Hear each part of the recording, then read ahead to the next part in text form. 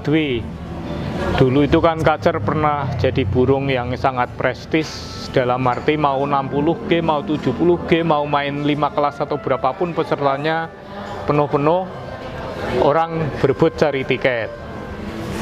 Belakangan ini secara prestis oke lah, harganya juga masih mahal ya, burung tertentu yang bagus. Tetapi pesertanya terus menyusut itu kan.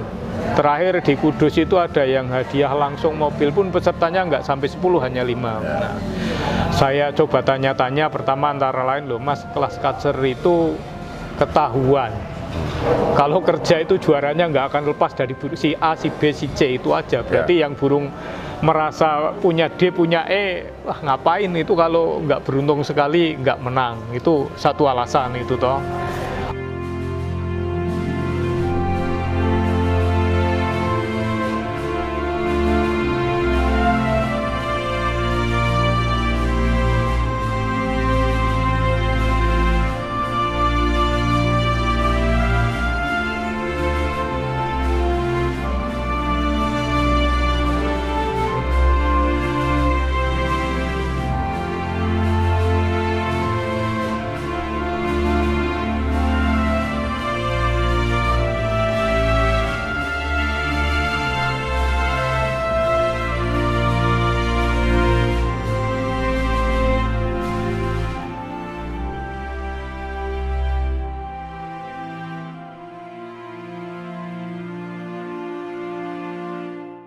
Saya coba tanya-tanya, pertama antara lain, loh Mas, kelas Kacer itu ketahuan. Kalau kerja itu juaranya nggak akan lepas dari si A, si B, si C itu aja. Berarti yang burung merasa punya D, punya E, wah ngapain itu kalau nggak beruntung sekali nggak menang. Itu satu alasan itu toh. Ada lagi yang beralasan jumlahnya masih banyak. Tetapi di hari yang sama lomba itu terlalu banyak, dari yang banyak itu harus dibagi-bagi, akhirnya jadi kecil, itu kan. Terus yang lain soal, kita tadi ngomong soal objektif ya, soal yang rada bau-bau nggak baik itu karena sebagian orang kurang percaya dengan penjurian lah. Paling yang menang si A itu, jurinya itu arahnya ke sana dan seterusnya.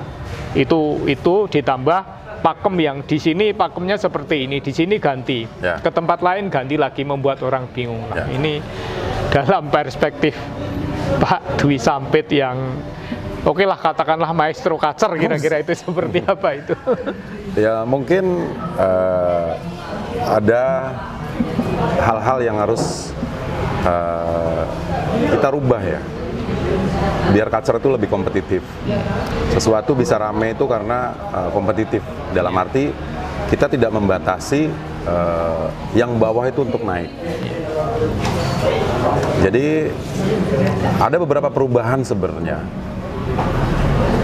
di pakem maupun di sistem. Karena kalau kita teruskan dengan sistem yang seperti ini, lama-lama ya Kacer habis pesertanya. Karena Kacer itu sangat mudah ditebak. Ya kan, di antara beberapa burung Kacer ini hampir bisa ditebak siapa juaranya apabila dia udah jalan. Jadi ini yang kesannya Kacer itu kurang kompetitif. Ya. Jadi ada beberapa hal yang harus dirubah, misalnya dari sistem dan pakem. Ya. Karena ini masih blur. Kacer ini lebih subjektif. Untuk juri masih lebih ke selera karena belum ada pakem yang secara tegas dan jelas bahwa irama lagu Kacer yang seperti ini yang dicari, yang dianggap bagus lah. Kalau misal kayak di Murai itu kan hampir semua bisa tahu bahwa yang dicari adalah pukulan panjang, bla bla bla bla bla. Nah di Kacer ini kayaknya masih ambigu. Ada yang minta roll, ada yang minta begini, ada yang minta begini, minta begini.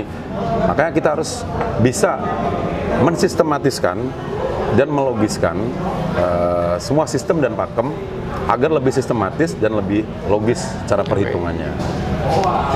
Jadi kalau dari sisi peserta gini Mas Dwi, saya kan kadang kan berada di samping peserta yang entah teriak atau ngomel lah kayak gitu toh. Jadi misalnya gini, kalau ngomong lagu nomor 11, saya menduga dia sadar burung itu mungkin ada jedanya, tapi merasa punya materi lagu yang lebih baik. Ya.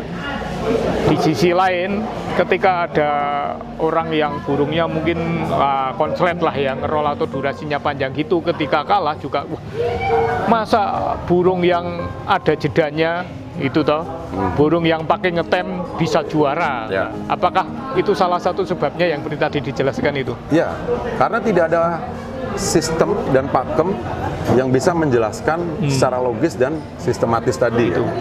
Jadi kadang juri sekarang tuh cari aman, cari aman dalam arti lebih ke view, bukan ke audio. Ya. Jadi lebih ke view.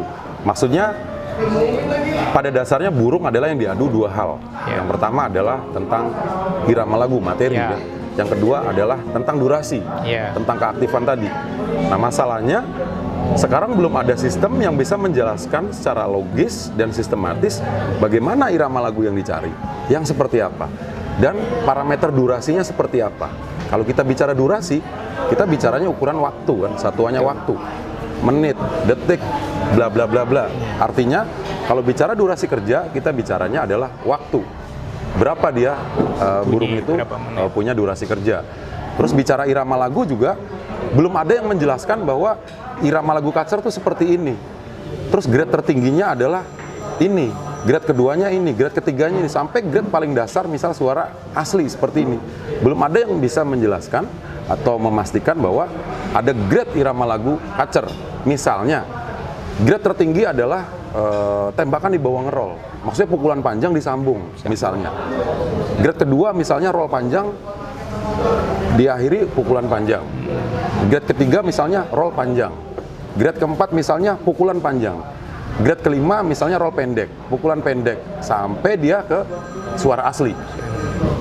Sehingga sistem seleksi itu kita lebih enak. Ya kan, mulai dari grade ini, grade A nggak ada, kita cari grade ketemu B. cari yang turun grade B, Ya, nggak ketemu lagi cari yang C. Terus. Dan kalau semua itu udah bisa diatur secara sistematis, juri pun tidak bingung mencari tadi. Karena kalau udah grade A nggak ada, langsung dia tahu. Grade B, terus. Nah, ini nggak ada yang mensistemasikan seperti ini. Akhirnya apa? Kembali ke selera. Akhirnya sisi subjektivitas kacer dalam hal penjurian itu tinggi. Daripada burung lainnya. Ya, jadi kan di lapangan itu kan problemnya kemudian kan muncul membanding-bandingkan antar EO kan akhirnya. Ya. Burung yang seperti punya saya ini di tempat A dan B, C itu tidak pernah hilang selama burung kerja. Kenapa di sini hilang misalnya itu dan seterusnya. Apakah karena saya nggak kenal juri misalnya kan kalau akhirnya kan keluar kayak gitu toh. Atau ada apa kayak gitu kan, kadang-kadang akhirnya muncul pikiran jeleknya itu kan dari peserta itu kan. Terus yang diomongkan Mas Dwi tadi soal grade A dan seterusnya itu kan menarik. Tapi menurut tadi gimana itu cara menerapkannya supaya para juri dan kemudian para peserta itu kira-kira oh iya seperti itu harusnya, itu gimana itu teknisnya itu? Saya pikir kalau kita bisa membuat grade yang jelas, yang sistematis, akhirnya juri juga mudah memahami. Termasuk seperti tadi, proses filter dari grade A, B, C, D itu lebih mudah karena dia pegangannya jelas. Terus peserta juga lebih mudah memahami karena peserta juga tahu grade A, B, C. Nah, masalahnya sekarang adalah itu tidak ada batasan yang jelas. Kalau kita lihat burung yang bagus misalnya, hampir semua orang bisa tahu, oh ini burung tuh bagus. Tapi kadang dalam satu event itu burung nanggung. Nah, di situ rawannya. Rawannya adalah ada dua perbedaan pandangan antara juri dengan peserta. Karena tadi grade yang nggak jelas tadi. Gitu. Jadi misalnya nih, kita bicara membandingkan, oh satu irama lagunya bagus, tapi durasinya ada jeda. Yang satunya irama lagunya kurang bagus, tapi dia mainnya full ngedur. Apabila kita bisa menjelaskan secara sistematis, misalnya, yang irama lagu tadi poinnya berapa? Poinnya 10. Dia punya durasi berapa? 7. Punya total poin berapa? 17. Yang tadi berapa? Durasi kerjanya, karena dia main ngedur 10 di antara yang lainnya. Tapi dia lagunya kurang bagus. Dia punya poin irama lagu cuma 5. kita head to head aja. 15 ditambah 17, apa dibandingkan dengan 17? 17 lah yang harusnya menang. Saya pikir apabila IO atau juri bisa menjelaskan secara sistematis seperti tadi, seharusnya peserta pun mudah menerimanya. Oke, siap.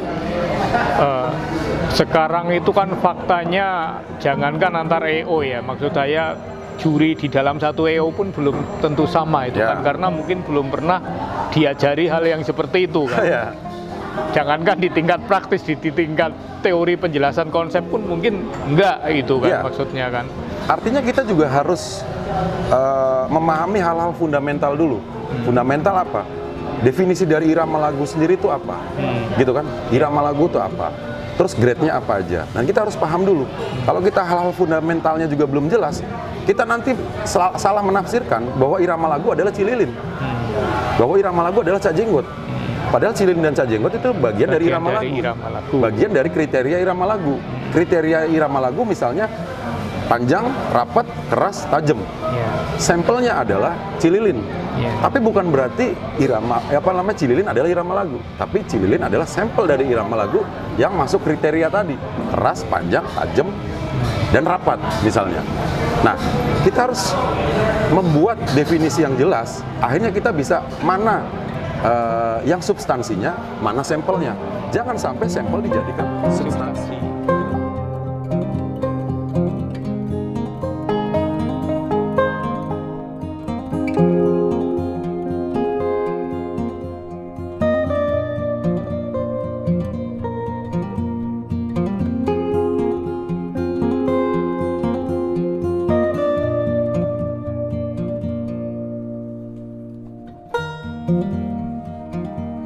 Thank you.